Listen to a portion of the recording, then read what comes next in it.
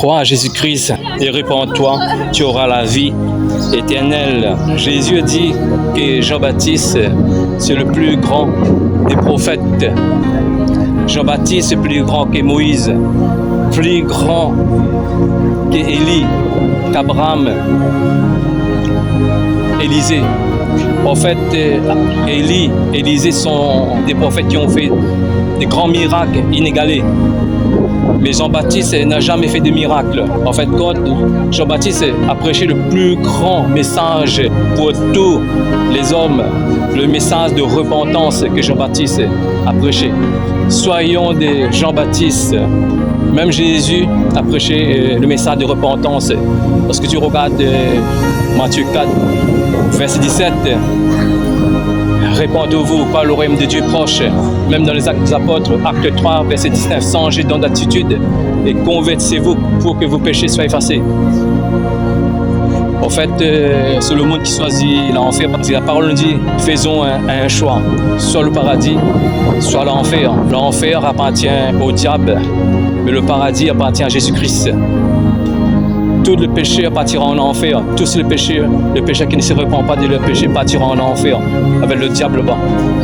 Mais choisissons Jésus. Jésus, c'est la vie éternelle. Jésus, c'est Jérusalem céleste. La destination finale de tous les chrétiens, c'est Jérusalem céleste. En fait, si nous donnons notre cœur à Jésus-Christ, c'est son esprit qui vient habiter dans notre cœur. Le Saint-Esprit, c'est la puissance surnaturelle qui nous va nous donner le dégoût du péché. Venez à Jésus-Christ. Sans Jésus-Christ, nous sommes incapables de mettre sa parole en pratique. Avec Jésus-Christ, lorsqu'on commence à Jésus-Christ, la parole de Dieu, c'est délicieux, c'est un régal. Parce que lorsqu'on prend 1 Jean 5, verset 3, si je me trompe, ce verset nous dit car l'amour de Dieu consiste à garder ses commandements, et ses commandements ne seront pas pénibles. En fait, quand dans la parole de Dieu, en fait, c'est délicieux, on ne s'ennuie pas avec Jésus. Dans le monde, on va s'ennuyer avec Jésus, parce que moi-même, j'étais un inconverti, j'étais païen. En fait, j'étais dans la fornication, dans l'impudicité. Mais lorsque j'ai rencontré Jésus, maintenant, on n'a pas besoin de faire tout ça. De vivre une vie de droiture, une vie de sainteté.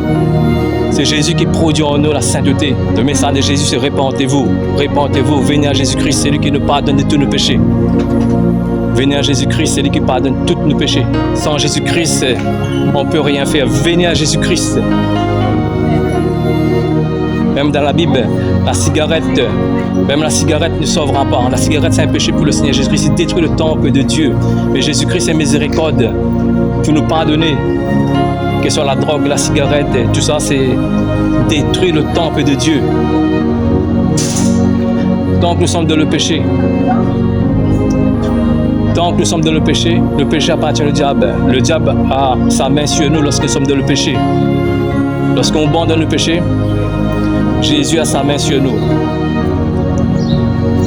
Le diable, en fait, quand le péché appartient au diable, en fait, nous sommes esclaves du péché lorsqu'on sommes dans le péché. Venez à Jésus-Christ, nous serons esclaves de Jésus-Christ.